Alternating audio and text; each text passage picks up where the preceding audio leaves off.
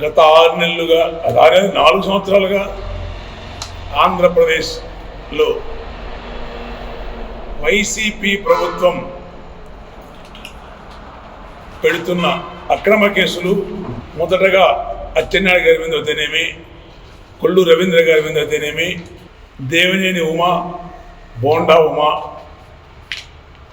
అయ్యన్న పాత్రుడు గారు లాంటి తెలుగుదేశం సీనియర్ నాయకులందరి మీద అక్రమ కేసులు బనాయించి అందరినీ లోపల పంపించి ఫైనల్గా ఆయన కక్ష తీరక ముఖ్యమంత్రి గారు కక్ష సాధింపు చర్యలతో తెలుగుదేశం పార్టీ అధినేత 14 సంవత్సరాలు ముఖ్యమంత్రి, 14 సంవత్సరాలు ప్రతిపక్ష నాయకుడైన దేశంలోనే చెప్పుకోదగ్గ సీనియర్ నాయకుడైన చంద్రబాబు నాయుడు గారిని కచ్చగట్టి 73 ఏళ్ళ వయసులో,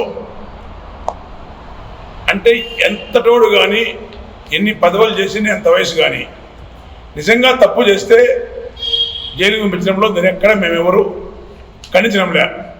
అక్రమ కేసులు కక్షపూర్తంగా తప్పుడు కేసులు పెట్టి సుమారు 52 రోజుల పాటు జైల్లో, ఇంకా చెప్పాలంటే చాలా ఉన్నాయి. ఆ రోజు నుంచి కక్ష సాధింపు, డిస్ట్రక్షన్. ఇది ప్రజాస్వామ్యానికి మంచిది కాదు. నిజంగా మా నాయకుడు అది కూడా అనుకుంటే ఈయన పాదయాత్ర కానీ ఏవి జరిగి అధికారంగా వచ్చినలేదు. కానీ ఇతని ఈ కుట్రపూరిత చర్యలను ప్రజలంతా గమనిస్తున్నారు. అందుకు ప్రత్యక్ష నిదర్శనం చంద్రబాబు గారి సభలకు వస్తున్న జన సందోహం. నిన్న రోజున మీరు చూశారు పీలేరులో, నభూతో నా భవిష్యత్. పీలేరు చరిత్రలో ఇంతకుముందు జరిగినలేదు, సమీప భవిష్యత్తులో కూడా జరగనంత గొప్పగా ప్రజలు రావడము. ఇదందరికీ కారణం ఏమంటే జగన్మోహన్ రెడ్డి గారి ప్రజా వ్యతిరేక చర్యలు, కక్ష సాధింపు చర్యలకు ప్రజల ప్రతిస్పందన. అది ఖచ్చితంగా రాబోయే రోజుల్లో ఓట్ల రూపంలో వచ్చి వైఎస్ఆర్ పార్టీని నామరూపం లేకుండా తెలుస్తుంది. యథా రాజా తదా ప్రజా అన్నట్లుగా అక్కడేమో అధినాయకుడు మా చంద్రబాబును ఇంకా పెద్ద పెద్ద మాజీ మంత్రులు నాయకులు చేస్తామంటే, ఇక్కడ నాయకులేమో ఇక్కడ మండల స్థాయి నాయకులు, గ్రామ స్థాయి నాయకులు. ఇదంతా మీకు కూడా తెలుసు. ఇప్పుడు అప్రస్తుతమైన చెప్తాను అన్నమాట. చాలామంది ఇక్కడ చాలామంది కేసుల్లో బాధితులు ఉన్నారు.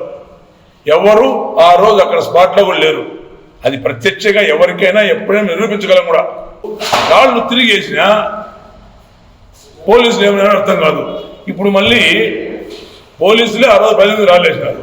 ఈరోజు వైఎస్ఆర్ నాయకులు చంద్రబాబు మీద రాలేపిస్తారంటారు. నిజంగా మేము ఛాలెంజ్ చేస్తున్నాము.